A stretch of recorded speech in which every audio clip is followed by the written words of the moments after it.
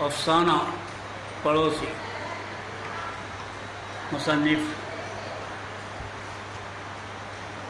مشتاق انجم۔ اس نے جب محسوس کیا کہ پڑوسی دونوں مکانوں کے درمیان مختصر خطہ اراضی پر دھیرے دھیرے قبضہ جمانے کے لیے پر توڑ رہا ہے تو اس کی راتوں کی نیند حرام ہونے لگی۔ اگرچہ یہ قطع ایک تنگ راہداری کے سوا کچھ بھی نہیں، مگر اس پر کسی دوسرے کی نگاہ گڑ جائے تو تھوڑی تشویش پیدا ہونا لازمی ہے۔ زمین پر قبضہ، اور وہ بھی آج کے دور میں جہاں زمین کے 1 انچ کی قیمت 6 فٹ لمبے انسان سے بھی زیادہ ہے۔ ایسے عالم میں ایک تنگ راہداری پر پڑوسی کا قبضہ ہو جائے اور وہ دیکھتا رہے کیسے ممکن ہے؟ خوابگاہ کی روشنی گل کر کے اس نے آنکھیں موند لیں اور سونے کی کوشش کرنے لگا، مگر پچھلے واقعات ذہن کے پردے پر ایک ایک کر کے ابھرتے رہے۔ مکان حاصل کرتے وقت پڑوسی کے ساتھ طے ہونے والا معاہدہ یاد آیا۔ اس وقت دونوں اس بات پر متفق تھے کہ ایک دوسرے کے معاملات میں دخل اندازی نہیں کریں گے، اپنے مسائل خود حل کریں گے اور آپس میں دوستانہ تعلقات بحال رکھیں گے۔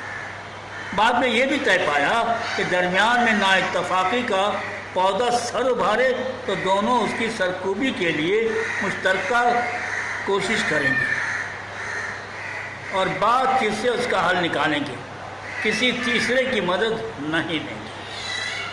اسے یاد آیا غالباً نصف صدی پہلے جب دونوں مکان پچھلے 200 برسوں سے کسی تیسرے شخص کے قبضے میں تھے، وہ شخص بڑا کائیاں تھا۔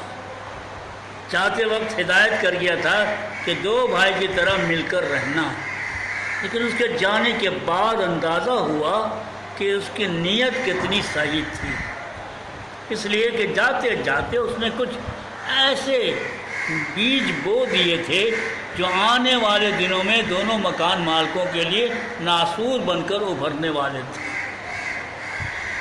اور یہ حقیقت تب یہاں ہوئی جب راہداری کے لیے پڑوسی اور اس کے درمیان رشاکشی شروع ہو گئی۔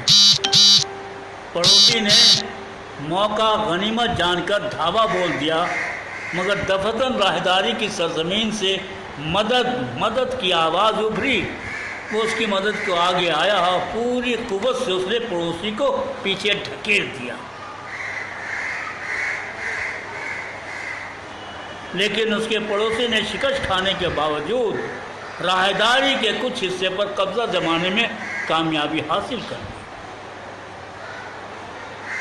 ایک بار یوں ہوا کہ پڑوسی کے مکان کے مشرقی حصے میں دراڑ پڑنے لگی۔ وردی اور بھاری بوٹوں والے مکان کے اندر گھس پڑے، کھینچا تانی شروع ہو گئی اور دیکھتے دیکھتے وہ حصہ کٹ کر الگ ہو گیا۔ پڑوسی غصہ میں جلنے لگا۔ اسے یاد آیا اس وقت پڑوسی کی مدد کرنے کے بجائے اس نے دراڑ کو مزید بڑا کر دیا تھا۔ اسے خوشی ہوئی تھی کہ پڑوسی کمزور ہو گیا اور وہ خود کو پہلے سے زیادہ طاقتور محسوس کرنے لگا۔ بعض موقعوں پر اس نے ثابت کرنے کی کوشش بھی کی کہ وہ پڑوسی سے زیادہ علم والا، ثروت والا اور طاقت والا ہے۔ پڑوسی نے اس کی یہ حرکتیں دیکھیں تو اسے رنج ہوا، بڑی حد تک محسوس ہوئی، اور تبھی سے آپسی نفاق کا سایہ دھیرے دھیرے گہرا ہونے لگا۔ دونوں مکان مالکوں کا ایک دوسرے کے ہاں آنا جانا کم ہونے لگا، تناؤ بڑھنے لگا، اور پھر نفاق کے بیج کو تناؤ اور درخت بننے میں دیر نہ لگی۔ لیکن یہ بھی حقیقت ہے کہ دونوں ان تمام باتوں کے باوجود بظاہر ایک دوسرے کے دوستی کے خواہاں تھے اور موقع موقع سے اس کا اعلان بھی کرتے تھے۔ اسے یاد آیا ایک مرتبہ کسی تقریب میں پڑوسی سے اس کی ملاقات ہوئی۔ مزاج کیسے ہیں؟ اس نے مسکرا کر پوچھا۔ دعا ہے آپ کی۔ مسکراہٹ میں لکھتا ہوا جواب ملا، ہم پڑوسی ہیں، ہمارے تعلقات جس قدر مستحکم ہوں گے ہم مستحکم رہیں گے۔ یہ بھی ضروری ہے کہ ہم اپنی اپنی جگہ سمٹے رہنے کی بجائے ایک دوسرے ملتے رہیں اور ایک دوسرے کے گھر آمد و رفت کا سلسلہ تیز کریں۔ اور رائے کا مسئلہ، پڑوسی کی آنکھ میں شک کا رنگ اٹھ رہا، اس کا علاج بھی ہمیں مل کر ڈھونڈنا ہوگا، اور امید ہے کہ ہم اس مشکل پر قابو پانے میں کامیاب ہو جائیں گے۔ لیکن سوال پیدا ہوتا ہے کیسے؟ میں سمجھتا ہوں اس کے لیے شرط اول ہے کہ ہماری گفتگو جاری رہے، بات سے بات چلے، سر تسلیم خم۔ لیکن الجھن یہ ہے کہ یہ مسئلہ برسوں سے ہمارے لیے ناسور بنا ہوا ہے۔ کیا ممکن نہیں کہ کسی تیسرے کو ہم اپنی گفتگو میں شامل کر لیں؟ بزرگوں کے بتائے راستوں سے انحراف نہیں کرنا چاہیے، اس نے کچھ سوچ کر کہا۔ اس میں انحراف کی کیا بات ہے؟ پڑوسی کے لہجے میں اصرار تھا۔ بزرگوں نے متفقہ طور پر یہ طے کر دیا ہے کہ ہم کسی تیسرے کو اپنی گفتگو میں شامل نہیں کریں گے، لیکن کوئی صورت نظر نہ آئے تو؟ پڑوسی حسب معمول ضد پر اڑا تھا۔ مجھے لگتا ہے اس نقطے پر ہم متفق نہیں ہو سکتے، اس نے کچھ سوچتے ہوئے کہا۔ بہتر ہوگا فی الحال اس کو اپنی گفتگو میں حائل نہ ہونے دیں۔ پڑوسی کے چہرے پر ایک لمحے کے لیے اطمینان کا شائبہ نظر آیا۔ ہمارے کئی مسائل ہیں، اس نے گفتگو جاری رکھتے ہوئے کہا، اب دیگر مسائل کی طرف توجہ دیں اور اس الجھن پیدا کرنے والے نقطوں کو کچھ لمحے کے لیے فراموش کر دیں۔ مگر مسئلہ تو بہرحال اپنی جگہ برقرار رہے گا، پڑوسی نے نظریں اٹھا کر کہا۔ کئی بیماریوں کا علاج ایک ساتھ ممکن نہیں، بجا فرمایا تم نے۔ ایسے عالم میں مہلک بیماری کا علاج سب سے پہلے ہونا چاہیے، پڑوسی نے دلیل پیش کی۔ میں نہیں سمجھتا کہ یہ مرض اس قدر مہلک ہے، اس نے سر جھٹک کر کہا۔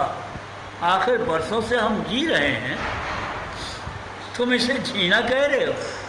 پڑوسی نے بھی سر جھٹک کر کہا۔ جانتے ہو میرے گھر والے اس طرح سر جھکا کر جینے سے موت کو ترجیح دیتے ہیں۔ بھائی میرے، اس میں کوئی ایسی بات نہیں کہ کسی کا سر جھک جائے۔ راہداری کے اس طرف والے حصے پر تم نے قبضہ کر رکھا ہے، میں نے کبھی یہ کہا کہ اس سے میرا سر جھک گیا ہے؟ ایسی بات ہے تو اسے مقبوضہ راہداری کیوں کہتے ہو؟ پڑوسی سوالیہ نشان بنا۔ ان باتوں سے ہمارا مسئلہ مزید الجھے گا۔ بہتر ہے کہ سب سے پہلے ہم اپنا ذہن صاف کریں اور مشترکہ کوشش اور سچی لگن سے افہام و تفہیم کے ذریعہ یہ معاملہ حل کریں۔ اسی میں ہماری کامیابی ہے۔ ہم آپس کی رنجش کو فراموش کر کے گلے لگ جائیں، اسی میں ہماری بھلائی ہے۔ تقریب کے اختتام پر دونوں نے مصافحہ کیا اور مستقبل قریب میں آئندہ ملاقات اور مزید گفتگو کے وعدے کے ساتھ رخصت ہو گئے۔ یہ اور اس کی طرح کی ملاقاتیں ایک نہیں کئی بار ہوئیں۔ اسے یاد آیا اس کے ایک سپوت کی زبردست کامیابی پر پڑوسی نے جذب خیر سگالی کے تحت اپنے مکان میں ایک شاندار تقریب کی اور اس کے سپوت کو اپنے گھر آنے کی دعوت دی۔ سپوت خوش ہوا اور اپنی بیوی کے ہمراہ پڑوسی کے مکان کے احاطے میں داخل ہوا۔ بڑی گرم جوشی سے اس کا استقبال کیا گیا۔ مخملی قالین بچھائے گئے، قمقمے روشن ہوئے۔ پڑوسی کے مکان پر پہنچ کر سپوت کو اپنائیت کا احساس ہوا۔ اس مکان میں چھپے ہوئے پیار اور خلوص کے خزانے کا علم ہوا تو حیران رہ گیا۔